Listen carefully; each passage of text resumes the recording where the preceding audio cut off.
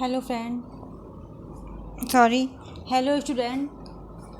जैसा कि मैंने आपसे मॉर्निंग में कहा था कि मैं आप लोगों के एग्ज़ाम नज़दीक हैं, इसलिए मैं सोचती हूँ कि जल्दी जल्दी कोर्स कंप्लीट कर दूँ।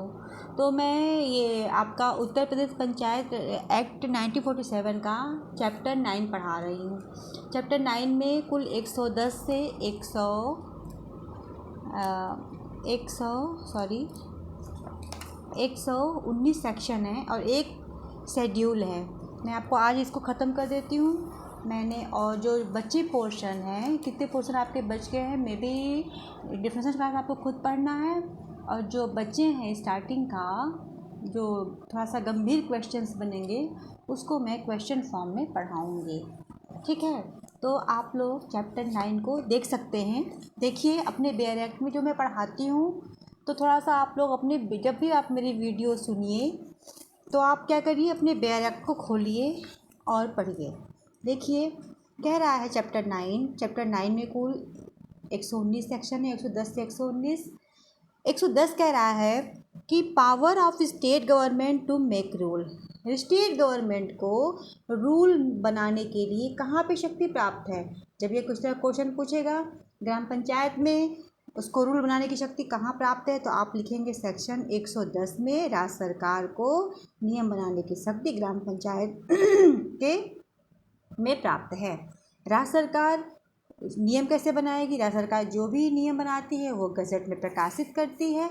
द स्टेट गवर्नमेंट में by notification in the gazette make rule for carrying out of purpose of this act. इस एक्ट के लिए वो बना सकती है, क्या क्या बना सकती है?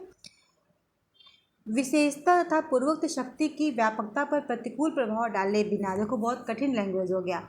इन a particular and without prejudice to the generality of the foregoing power such rule में प्रोवाइडेड फॉर। कौन, बस सिंपल समझिए कि राज्य सरकार को सेक्शन 110 में ग्राम पंचायत, उत्तर प्रदेश पंचायत के लिए नियम बनाने की शक्ति प्राप्त है। क्या क्या नियम बनाएगी? कोई विषय जिसके लिए व्यवस्था करने की शक्ति इस अधिनियम द्वारा अब एक्सप्रेसली इम्प्लाइडली राज्य सरकार को दी गई है। ठीक है। ग्राम सभा, न्याय पंचायत की स्थापना ग्राम पंचायत का संगठन करने के लिए। उसके बाद ग्राम पंचायतों, न्याय पंचायतों के सर्किलों में परिवर्तन होने के फलस्वरूप उनके परिसंपत्ति और दायित्वों का वितरण के लिए। धारा 12C के अधीन निर्वाचन याचिकाओं और परीक्षण के लिए आवेदन पत्रों के लिए। प्रधान ग्राम पंचायतों के सदस्यों, पंचों, सहायक सरपंच तथा सरपंच द्वारा शपथ ग्रहण के लिए। प्रधान ग्राम पंचायत के सदस्यों, पंच, सहायक पंच द्वारा त्यागपत्र के लिए। सामान्य निर्वाचनों तथा उप निर्वाचनों के आयोजन के लिए। न्याय पंचायत के पंचों की नियुक्ति के लिए। ग्राम पंचायत और न्याय पंचायत के पदाधिकारियों के अवकाश प्रदान करने के लिए। अगर आपको सीक्वेंस भूलता है तो कोई बात नहीं, आप 110 लिख देंगे, और जो बच्चे याद कर सकते हैं वो 1 2 करके 2A 2B लिखेंगे, तो उनको थोड़े नंबर ठीक ठाक मिल जाते हैं। किस कारण से प्रधान और की अनुपस्थिति उनके कर्तव्यों का पालन किया जाना है? ग्राम सभाओं, ग्राम पंचायत, न्याय पंचायतों की बैठकों के समय बैठकों को बुलाने, सूचना देने के लिए। कार्यवाहियों का संचालन, जिसके अंतर्गत बैठकों में सदस्यों तथा प्रश्नों पूछा जाना, इन सब के लिए। समितियों को स्थापित करने के लिए। पदाधिकारियों के निलंबन हटाए जाने के लिए। अभिलेख और रजिस्ट्रार के लिए। ग्राम सभा, ग्राम पंचायत रजिस्ट्रारों के पीरियडिकल रिवीजन के लिए, संशोधन के लिए। कार्यवाहियों की जो कार्यकारिणी समिति है उनके लिए। पदाधिकारी द्वारा कार्यकारिणी समिति पर संयुक्त समिति या किसी अन्य समिति में होने वाली प्रक्रियाओं के लिए। ग्राम पंचायत, न्याय पंचायत के ऐसे सेवकों द्वारा की जाने वाली प्रतिभूत के लिए। ग्राम पंचायत, न्याय पंचायत के सेवकों की नियुक्ति के लिए, अयोग्यता के लिए, परिरक्षण के लिए। ग्राम पंचायत तथा न्याय पंचायत के लिए भविष्य निधि के प्रबंधन के लिए, विनियमन के लिए। इस तरह करके कुल आपके, इसको मैं कहाँ तक पढ़ाऊँ, लंबा वीडियो बन जाएगा। इतने आपके नियम हैं, एक बार सरसरी निगाह से पढ़ लीजिएगा। अगर आप 10-12 भी लिख देंगे तो सही है। इसमें कुल आपके, आप इस तरह से लिख सकते हैं कि 110 में राज्य सरकार को नियम बनाने की शक्ति प्राप्त कर दी है। इसमें कुल 47 नियम हैं जो निम्न है। निम्न में से 47, लेकिन आप इसको याद रखिए 47 तक है नियम 1 2 करके, लेकिन आप अगर 5-7 भी लिख देंगे, क्योंकि समय तो रहता नहीं है, तभी आप अपना स्कोर गेन कर लेंगे। ये क्वेश्चन हमेशा पूछता है 111 उपविधियाँ बनाने की जिला पंचायतों की शक्ति, ये हमेशा पूछता है। उपविधियाँ कौन बनाए? नियम को बनाएगा राज्य सरकार, उपविधियाँ कौन बनाएगा? जिला पंचायत। नियत प्राधिकारी जो होता है वो क्या करेगा, ग्राम पंचायत की अधिकारिता के भीतर निवास करने वाले व्यक्तियों के जो उसके ग्राम रहते हैं गांव में, उसके लिए स्वास्थ्य के सुरक्षा की सुविधा की उन्नति और विधि अनुरक्षण के प्रयोजन के लिए था। इस अधिनियम के अधीन ग्राम पंचायतों के प्रशासन को आगे बढ़ाने के लिए अपनी अधिकारिता के भीतर ग्राम पंचायत के लिए इस अधिनियम से और उसके अधीन बनाए गए नियमों से संगत उपविधियां बना सकता है और राज्य सरकार द्वारा अपेक्षा किए जाने पर अवश्य बनाएगा। वो बना सकता है, कैन का यूज़ हुआ है, लेकिन अगर राज्य सरकार कहती तो ये बनाना है, किसके लिए, व्यक्तियों के स्वास्थ्य के लिए, सुरक्षा के लिए, सुविधा के लिए, तो उसको बनाना ही पड़ेगा। तो 111 में क्या है, उपविधियां बनाने की जिला पंचायतों की शक्ति। 112 में उपविधियां बनाने की ग्राम पंचायत। दो क्वेश्चन बहुत आता है, राज्य वाला नहीं पूछता है, पूछता है तो बस 47 आप लिख देंगे कि कुल 47 नियम 47 विषय बना सकती है सरकार। और आप 111 पूछेगा तो ये 4 लाइन के उत्तर, अब 12 पूछेगा तो उपविधियां बनाने की जिला पंचायत की शक्ति 111 में, उपविधियां बनाने की ग्राम पंचायतों की शक्ति 112 में।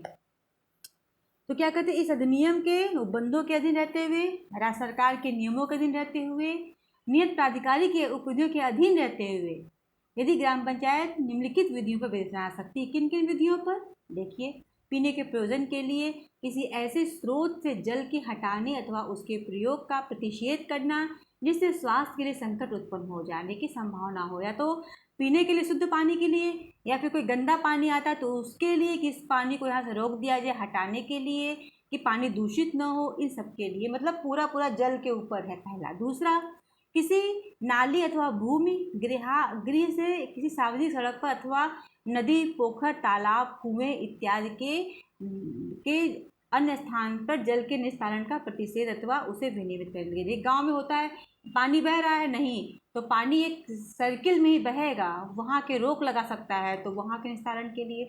सार्वजनिक सड़क ग्राम पंचायत की संपत्ति की क्षति से बचाने के लिए। ग्राम पंचायत के क्षेत्र में स्वच्छता, सफाई तथा जल निस्तारण को विनियमित करने के लिए। दुकानदारों अथवा अन्य व्यक्तियों तथा सार्वजनिक सड़कों अथवा अन्य सार्वजनिक स्थानों के प्रयोग अथवा सार्वजनिक सड़कों पर तहबाजारी के संग्रहण का प्रतिषेध करना या उसे विनियमित करने के लिए। उस रीति को विनियमित करना जिससे तालाब, पोखर, चारगाह, खेल के मैदान आदि भूमि तथा नहाने के स्थान अनुचित प्रयुक्त किए जाएंगे। ग्राम पंचायत के किसी ऐसे अन्य कर्तव्यों अथवा कृत्यों को विनियमित करने के लिए। 112 का क्लास 2 कह रहा है, ग्राम पंचायतों द्वारा बनाई गई विधियां का प्रारूप नियत रीत से प्रकाशित किया जाएगा। उसके संबंध में प्राप्त किन्हीं आपत्तियों पर ग्राम पंचायत की बैठक में विचार किया जाएगा। और तब उपविधियां प्राप्त आपत्तियों यदि कोई हो उन पर किए गए निर्णयों सहित नियत प्राधिकारी को प्रस्तुत की जाएंगी। नियत प्राधिकारी उपविधियां नियत रीत से प्रकाशित करने के बाद ही इन्फोर्स होगा। प्रतिबंध यह है कि राज्य सरकार जब चाहे तब उपविधियों को विखंडित कर सकती है या परिष्कृत कर सकती है। Provided that the state government may at any time rescind और modify any bye law so approved, यानी कि होलसेल पावर किसके पास है, सरकार के पास। 13 रिपल है आपका। फिर कहता है कि उत्तर प्रदेश पंचायत विधि संशोधन नियम 1994 के प्रारंभ के दिनांकों और से किसी विषय, नियम, विनियम, उपविधियां, परिनियम, विलेख प्रभृति किसी अन्य विधि में या किसी दस्तावेज या कार्रवाई में गांव सभा, ग्राम पंचायत के प्रति किसी निर्देशों को ग्राम पंचायत के प्रति निर्देश समझा जाएगा। 13 का एक रिपल है, 2 में ये बताया गया है। 14 में कतिपय दशाओं में आकस्मिक रिक्तियों को भरा जाना। कैसे भरा जाएगा, तो आकस्मिक रिक्तियों को भरने के लिए 14 में बताया गया है। इसमें क्या होगा, यदि इस अधिनियम के अधीन किसी सदस्य अथवा पदाधिकारी की मृत्यु हो जाती है, त्यागपत्र दे देता है, हटाया जाता है, निर्वाचन से रोक दिया जाता है, और जो कार्यकाल वो है पूरा है, यदि कार्यकाल की सीमा 6 मास के भीतर समाप्त हो जाता है तो नियत प्राधिकारी आदेश दे सकता है कि रिक्त को इस अधिनियम के आगामी सामान्य निर्वाचन होने तक बिना भरे रखा जाए। अगर सिर्फ 6 माह का ही समय है उसको डिसॉल्व होने में, तो क्या करेगा, तो कहेगा कि 6 माह है तो चल जाएगा। लेकिन अगर 6 माह से अधिक है तो क्या करेगा, उसको भरेगा। कितने दिन के लिए, जितने दिन तक नया इलेक्शन ना हो जाए। 115 में कुछ दशाओं में संपत्ति, अस्तियों, अधिकारों, दायित्व तथा आधारों का उत्तराधिकार कौन होगा? ग्राम पंचायत होती है, और नहीं तो फिर अंत में राज्य सरकार ही होती है। और 116 में सम ड्यू क्या होता है? दे धनराशियाँ किसी गांव सभा को दे समझ धनराशियाँ, चाहे वे किसी कर के मद में दे हो या किसी अन्य खाते में, ग्राम पंचायत द्वारा वसूल की जाएंगी। ग्राम पंचायतें ऐसी वसूली के प्रयोजनार्थ कोई ऐसा कार्य करने के लिए सक्षम होगी या कोई ऐसी कार्रवाई करने के लिए सक्षम होगी जिसे उत्तर प्रदेश पंचायत विधि संशोधन अधिनियम 1994 के प्रवृत्त न होने की दशा में गांव सभा करने या प्रारंभ करने की अधिकारी होती है। 17वां में ऋण, आभार, संविदाएं, विचाराधीन कार्रवाइयों के बारे में बताया गया है। 18वें में ग्राम पंचायत के संगठन तक के लिए व्यवस्था की बात की गई है। और लास्टली सेक्शन आपका है कठिनाइयों को दूर करने की शक्ति किसके पास है? राज्य सरकार के पास। और एक अनुसूची दी गई है, अनुसूची बताई गई है कि सिविल वादों का विवरण है, परिसीमा विधि है, वह समय दिया गया है। किसी संविदा पर दे धनराशि के लिए परिसीमा 3 साल है, जब धनराशि वादी को दे हो जाए। जंगम संपत्ति के लिए भी 3 साल है, जंगम संपत्ति की दोषपूर्ण की सब ये सब आपको पढ़ना है। अब आपका मैंने इधर का पूरा सेक्शन आपको मैंने पढ़ा दिया। अब आपका चैप्टर 4 बचा है, चैप्टर 4 और 5 भी मैंने पढ़ा दिया। आपका चैप्टर 4 बचा है जिसमें से कुछ इंपॉर्टेंट क्वेश्चन है, इसको मैं कल आपका 1-2 दिन में मैं इसको ख़त्म कर दूंगी। फिर मैं आपको आपको मेरे किराएदारी पढ़ाऊंगी, किराएदारी छोटा एक्ट है। फिर मैं नगर पालिका पढ़ाऊंगी, फिर मैं रेवेन्यू बोर्ड पढ़ाऊंगी। इस तरह मैं सब्स्टेंटिव ला स्टार्ट करूंगी, प्रोसीजर मैं सबसे लास्ट में पढ़ाऊंगी, कॉन्स्टिट्यूशन और procedure. Thank you so much, channel से बने रहिए।